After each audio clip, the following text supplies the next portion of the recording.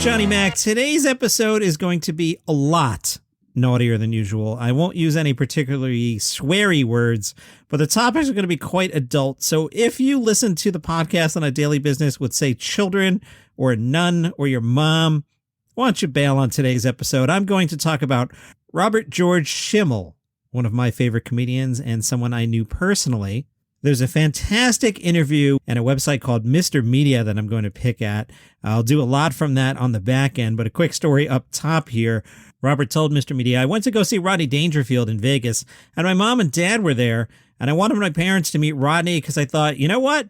They're going to meet Rodney, and they think he's really funny. They've seen him on Ed Sullivan, on Tonight Show, and on Mike Douglas, and they're going to really believe that I'm in show business for real. So we go to see his show. My dad's a real early bird. He goes to bed at like 9 at night. So I go up to the dressing room with just my mom, and I knock on the door, and Rodney, and I swear I'm not making this up, Rodney opens the door. He's wearing a silk robe that has playing cards on it with his stuff hanging out, no underwear, just out of the crack of his robe. He had a joint in one hand and a Miller Lite in the other. And he said, hey, you got to be Bob's mom. I'm like, oh, you got to be kidding me. That's not what I wanted my mom to see. And he started hitting on my mom. He said, where's your husband? She said, oh, he went to bed. Rodney goes, what are you doing later, baby? From The Observer in 1999, Robert Schimmel was remembering the day that Barry Diller had resigned from 20th Century Fox back in 1992. A lot of setup there, but this will make sense to you. Robert said, on that night, I did a big industry showcase in LA where you go in front of everybody, ABC, CBS, NBC, Disney, Sony, Warner, Fox. And my opening line was, I have such bad timing in this business, I blew Barry Diller last night. My agent came over to me and said, are you out of your effing mind? Schimmel says, why? The agent says, because the guy can make a phone call and I won't even be in show business anymore. Blow someone else. If Diller finds out, he's going to go nuts. Schimmel said, why would he go nuts? I'm blowing him. At that time, back in 99, the then 49-year-old Robert Schimmel was described as the guy where people go, hey, come here, you got to hear this. And what the book said, yeah, but where's he going with that kind of material? Schimmel, a man with a shaved head, cool suit and eyes that look like they're channeling the collective disbelief of his native Bronx, told jokes that often work like defibrillator battles. When his wife wonders if Robert Schimmel is suffering from premature ejaculation, he replies, does it look like I'm suffering? Those aren't tears on your belly. After getting nitrous oxide from his dentist, Mr. Schimmel hears him say, Robert, you're going to feel a little prick in your mouth. And Schimmel says, I'm not that messed up yet. From that Observer piece, Schimmel has a lot of heavyweight fans in the comedy business. He's been on Conan 6 times in 2 years. Steve Martin wrote the liner notes to Schimmel's CD. If you buy this CD, I can get this car. Howard Stern had the comedian on a number of times.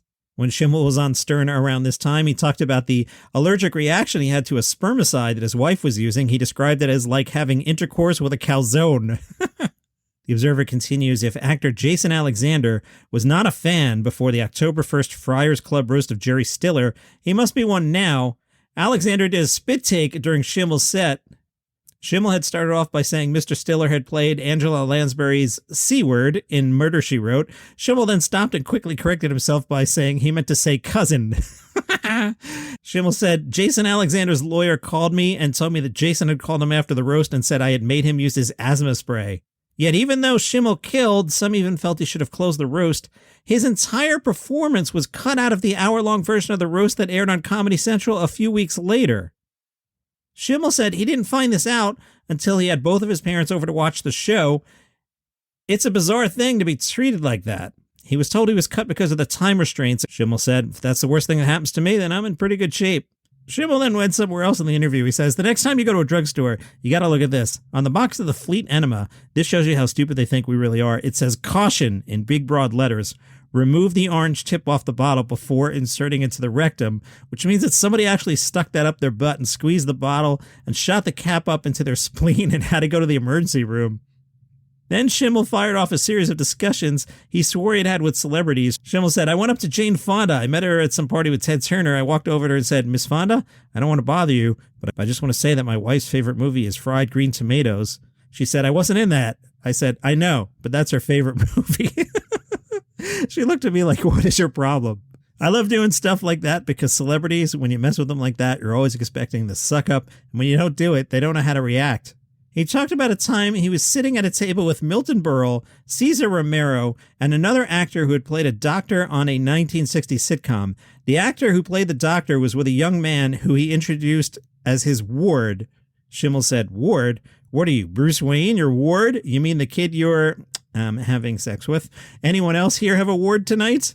At the awards dinner, they were sitting with Joseph Cotten, who won an award for Citizen Kane, pretty famous movie. Cotten comes by and Schimmel says, "Mr. Cotten, I know tonight's your night, but I just want to tell you, I've seen Citizen Kane like 35 times and I don't get it. The whole thing was about a sled? Man, you're lucky you made that movie then, because I'll tell you today, that crap wouldn't fly. There was no special effects, and it turns out to be a sled at the end. Nobody's getting laid."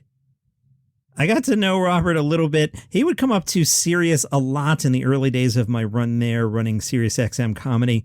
Really, really nice guy. When he wasn't performing, he was pretty low key, but you'd have a conversation with him, and in his natural delivery, he would just say things that were jokes, and it would take a second to react like, wait, did you just say the most absurd thing? He was hilarious. There was also one time he was waiting in the lobby, and I forget the particulars, but he was up to see us, and so was David Brenner was up to see us, and they started talking in the lobby, and they hit off a friendship, and they were having this great conversation, just swapping stories, and we said to the two of them, "Why don't you come back tomorrow? We'll do this on the radio." And they were like, "Great idea." So David Brenner and Robert Schimmel came back up the next day. We set up the studios, just them on stools with mic stands, and they just swapped stories for an hour. It was one of my favorite things we did at Sirius XM Comedy. Probably nobody has the recording anymore because I'm not there to protect the archives. You know what I mean? But boy, that was really fantastic. Really great guy. Now, the crazy thing is, aside from his comedy, he was kind of known for having cancer. I know that sounds weird, but you'll hear the second half of the podcast and you'll see why I'm saying that. And the crazy thing is, it wasn't the cancer that got him. Robert died from injuries suffered in a car accident at 60 years old. Schimmel's memoir was called Cancer on $5 a Day, How Humor Got Me Through the Toughest Journey of My Life. In 2008, he spoke to Terry Gross on NPR. He described how he viewed the cancer. He said, "It's like Robert Schimmel, the person, whoever's in my head, that part doesn't have cancer, and it's like I'm trapped in a body that's betraying me, and I don't feel sick in my head, you don't feel like you're dying, you don't even look bad when you have cancer, it's the treatment that makes you look bad, and I feel like my body's the Titanic and it's going down, and I'm the captain of the ship, and it's going to take me down with it. You can't switch to another body." I was in the oncologist's office with my parents and my wife, and the doctor said, "There's Hodgkin's disease and non-Hodgkin's lymphoma, and you have non-Hodgkin's." And I said, "That's just my luck. I got the one that's not named after the guy." The doctor laughed and said, "You're going to be okay." "Well, how do you know?" And he said, "Because of your attitude. You're who you are and you're finding humor." And he said, "That's a healthy thing." During chemotherapy, he smoked pot to deal with the side effects and said, "I had done it earlier in my life, but I was 50 years old and not Rodney Dangerfield, so I wasn't doing it then. But my mother and father were there in the doctor's office, and he said, if you're open-minded, you might consider marijuana because it helps with the nausea and the appetite." It definitely does, but to hear a doctor at Mayo Clinic tell me it's okay to smoke pot in front of my parents was almost worth the diagnosis. It was like, wow, where were you 25 years ago? That's when I really needed you. So back to that fantastic interview Robert Schimmel did with Mr. Media. Still on the topic of cancer, Robert said, "There's no way it could not be funny. When you go to the doctor and he says you have open sores in your mouth and down your throat, because that's what happens with chemotherapy, that's to avoid any kind of oral anal contact." And I'm thinking, first you tell me I have cancer and now I can't kiss anybody's ass? When's the punishment going to stop? What did he think I was going to be doing? I could barely eat Jell-O.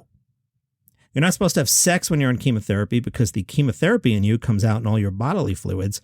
So actually they told me that if I had a bathroom that I could use that my wife and daughters didn't use, that would be the way to do it, because sometimes guys pee on the seat and a girl sits on it.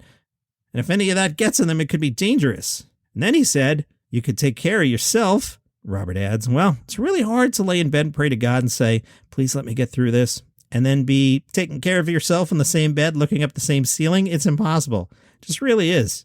And I prayed, and I had a really hard time doing it. And I'll tell you why. I think I'm more spiritual than religious. I'm laying in bed asking God to get me through this, and it felt like I had a friend I hadn't talked to in 10 years, and out of the blue, I'm calling him and asking him to lend me $1,000. I don't pray all the time, and here I am asking for the biggest thing you could ask for, which is not to die. But I prayed to everybody. I prayed to Buddha. I prayed to Jesus. If there had been a G.I. Joe in the room, I would have prayed to him, anything and everything to get me through it. There's a chaplain in the hospital. They do their rounds every day. When the guy came in for the first time, he said, "Hi, I'm the chaplain. Are you Christian?" I said, "No, I'm Jewish." He said, "Well, I'm sorry that I bothered you." And I said, "Where are you going? I don't want you to leave."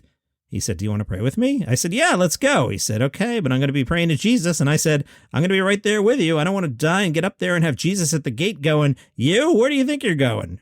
I watched George Carlin talk completely in the opposite direction about religion, and it floors me. He makes me laugh so much. When he came out with the book, When Will Jesus Bring the Pork Chops, or whatever it was called, I bought it. I was laughing out loud reading it on an airplane, and the next radio show I did, I talked about how funny the book was. I get home, Carlin calls me, and he goes, are you plugging my book on the radio? Yeah. He said, why? I said, it's effing hysterical. He said, Schimmel, why would you buy my book? All you have to do is ask me and I'd give it to you. I said, I'm not going to ask you to give me your book. I was on the road and I wanted to get it then. Like 2 hours later, a messenger knocked on my door and handed me a package. I opened it up. It was the same book from Carlin. He had sent it over. Inside it says, hey, Schimmel, go F yourself, George Carlin. And I'll finish up with a great story as told by Robert Schimmel. I'm walking down Broadway. Jackie Mason comes out of the stage deli. He's with two friends. They're walking up Broadway, and the two friends stop, and they're talking to somebody else, and Jackie sees me. I'm completely bald.